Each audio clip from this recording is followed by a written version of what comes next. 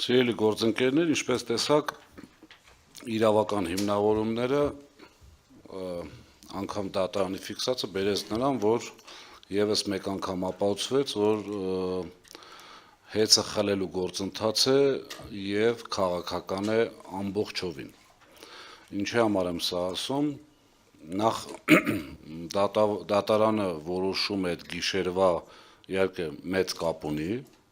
այսպես շատ արագ, մոտավորապես 13 ժամ փոքր ընդմիջումներով ընկալելու խնդիր ունի, բնականաբար ապացույցները անհատական հետազոտելու խնդիր ունի եւ այլն, չցանկանալով թիրախավորել դատարանին, բայց քաղաքականը անմիջականորեն ապացուցվեց։ Անմիջականորեն մի քանի օրինակ ձեզ բերեմ, գործընկերս ինչպես նշեց, իրենց ժամանակվա խախտումները բերում վերագրում էին մեզ եւ ովքեր ուղիղ եթերը տեսել են, շատ ծիծաղելի վիճակում էին հայտնվում հանձնաժողովի ներկայացուցիչները, օրինակ բերել էին ապրիլ-մայիս ամսվա կատարած մեր ստուգողական աշխատանքները, օրինակ բյուջետային հիմնարկների հետ կապված։ Ներկայացրել են, մենք ասում ենք, բայց դա այսպես ասած նախկինների ժամանակ է եղել, ասում են, հա, բայց դա եղել է, ասում ենք, բայց դե գտել ենք, պատժել ենք, ասում ենք, կապ չունի, եղել է։ Եվ այդ ամեն ինչը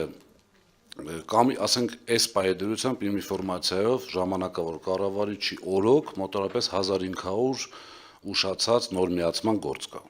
Դրա մասին ոչ մեկ չի խոսում։ Հանձնաժողովին ասում ենք, դուք տարին 2 անգամ մոնիտորինգ, մի 2-3 հատ էլ վարույթ, այսպես պլանադրած վիճակով 2-3 հատ էլ վարույթ եք միշտ հարուցել։ Մոտավորապես 8 ամիս է ժամանակավոր կառավարիչն է, մոնիտորինգ արել եք ոչ, վարույթ հարուցել եք ոչ։ Հիմա որոշել ենք մտնենք մոնիտորինգի, այսինքն այդ քարտ բլանշը, որ տրվել է ժամանակավոր կառավարչին, ընդամենը փորձել վախեցնել կամ ճնշել Սամվել Կարապետյանի եւ երկրորդը որպես ընտրական ռեսուրս օգտագործել։ Հիմա հասարակ օրինակ նույն մարդիկ, մի քանի անգամ շեշտել եմ կհիշեք, նույն մարդիկ մեր ժամանակ տալիս են հաշվետվություն անջատումների վերաբերյալ, նույն երկու անձը։ Հետո կառավարչի օրոք նույն երկու անձը փոխում են իրենց տված հաշվետվությունը եւ տալիս են նույն ժամանակահատվածի համար նոր հաշվետվություն, ըստ որի մենք խաբել ենք հանձնաժողովին, այսպես ասած։ Եվ այդ նույն երկու անձը այսօր աշխատում են հետ։ Հետևությունները թողնում եմ մեզ դիտողներին եւ ձեզ։ Հիմա 70 եւ ավելի միլիարդ շահույթ ունենալու դեպքում մարդը չի վերցրել իր շահույթը։ Ես ձեզ պատճառն էլ կարող եմ ասեմ, որովհետեւ այդ շահույթը չվերցնելը ենթադրել է շահույթը օգտագործել ներդրումների նպատակով։ Հիմա երբ որ մարդ այսպես $1 միլիոն, որ հաշվենք 180-200 միլիոն դոլար շահույթ ունեցող մարդը տվել է ամենաշատը 50 միլիոնի երաշխիք եւ ասում են ինչի է տվել, եթե չի ավարտվել, այսպես ասած, այդ գործողությունը։ Հիմա շատ կարևոր երկու հանգամանքի մասին եմ ուզում խոսել, որպեսզի մեր հայրենակիցները ուղիղ եւ ուշադիր լսեն եւ հասկանան, որ իրենց խաբել են, ինչպես միշտ ես ասում եմ։ Եթե հիշում եք, մի փոքրիկ շոու բեմադրվեց փոքրիկ խմբակի ղեկավարի եւ ժամանակավոր կառավարչի մասնակցությամբ համար 1 մասնաշենքում զեկուցում էր հեծի հետ կապված այդ թեմաները եւ այնտեղ այսպիսի արտահայտություն եղավ, կարող ենք բառերը չեմ կարող հիշել, բայց միտքը հետեւյալն էր, որ կարող ենք ենթադրել, որ այդ համակարգը ջնջվել է ինչ որ բան թաքցնելու համար։ Այնտեղից պատասխանը հնչում, այո, կարող ենք։ Դատարանը ֆիքսեց, որ այդ համակարգը չի ջնջվել նախ առաջին հերթին, այսինքն չկա ապացույց, որ դա ջնջվել է, նախ դիտավորությունը բացառում է, եւ երկրորդը չի ուսումնասիրել ընդհանրապես արդյոք ջնջվել է կամ արդյոք վերականգնում է ենթակայը թե ոչ։ Դա մի սուտ, ուղղակի սուտ, բառից բուն իմաստով, թող դատի տան, թող հերքեն, չգիտեմ ինչ անեն։ Երկրորդ հանգամանքը հավելագրումների հետ կապված, երբ որ ճեպազրույցներից մեկի ժամանակ ասվեց մտել են 3 միլիոն մարդու գրպանը։ Դատարանը ասեց, որ սուտ եք խոսում։ Դատարանը իր որոշումով ասեց, այդ հայտարարողին համապատասխան անձին ասեց, դուք սուտ եք խոսում։ Դա չի հիմնավորվում որևիցե ձևով։ Եվ երրորդ շատ կարևոր հանգամանք կա, եթե հիշում եք, փոքրիկ խմբակի շատ ներկայացուցիչներ ուղիղ հայտարարում էին, որ դաժողորինակներով, չէ՞, հիշեք, այն ժողովուրդ ջան, այն հոսանքը, որ դուք գումարը տանում վճարում եք հոսանքի համար,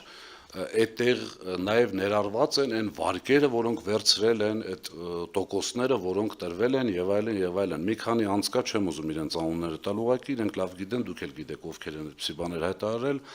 եւ ՀՄԿ-ի եթերում, եւ ազգային ժողովում եւ այլն եւ այլն։ Հիմա հարց. արդյոք այդ մարդիկ, երբ որ խոսում են տղամարդկությունից, չէ, ասում են տղամարդ են, գրազեր են որոշում գալ, փոխել գրազի նյութը փոխել, բերել իրենց ուզածով ներկայացնել, բնականաբար պատասխանը ստացել են մեր գործընկերների կողմից։ Հիմա արդյոք պատրաստ են այդ տղամարդիկ, իմ խնդրանքը ձեզ ուղիղ հարց տակ, ձեր կողմից ընտրված, թղթի վրա անկախ, բայց փաստացի կախված, կախյալ հանձնաժողովի նախագահ ուղիղ հայտարարեց, որ այդ վարկերի տոկոսները չեն մտնում սակագնի մեջ, այսինքն ինչքան ուզում է վարկ ունենա հեծը, տոկոսները սպասարկում է սեփականատերը իր միջոցներից։ Երկրորդը ֆիքսեց, որ 3 միլիոն մարդու գրպան չենք մտել, այսինքն չի ապացուցվել։ Երրորդը ֆիքսվեց, որ ԲԱ համակարգը խափանվել է եւ ոչ մեկ չի կարող ասել դա չի վերականգնվելու։ Ընդ որում խոսվում էր մոտավորապես 70 միլիարդ այսպես փոշիացնելու մասին, չէ՞, այդ համակարգի վրա այդքան գումարադրվել եւ եթե այդ համակարգը չի աշխատում, նշանակում է փոշիացվել է եւ այլն։ Հիմա արդյոք այդ մարդիկ պատրաստ են ներողություն խնդրել Սամվել Կարապետյանից, տղամարդավարի, չէ՞, որ տղամարդը սխալվում է, ենթադրվում է պետքա ներողություն խնդրել կարողանա։ Իմ խնդրանքը ձեզ լրագրողներ խնդրում եմ, ուղղակի հարցնեք, տղամարդավարի պատրաստ եք ներողություն խնդրել Սամվել Կարապետյանից։ Ձեր մեղմ ասեմ, Եթե խնդրի, շատ նորմալ է։ չեք շահելու դրանից։ Չէ, ընդհանրապես ժողովուրդը կհասկանա, որ իրենք խաբել են կամ այսպես մեղմ ասած չեն իմացել, իսկ պետական լուրջ պաշտոնյայի համար չիմանալը եւ հայտարարելը եւս խնդիր է։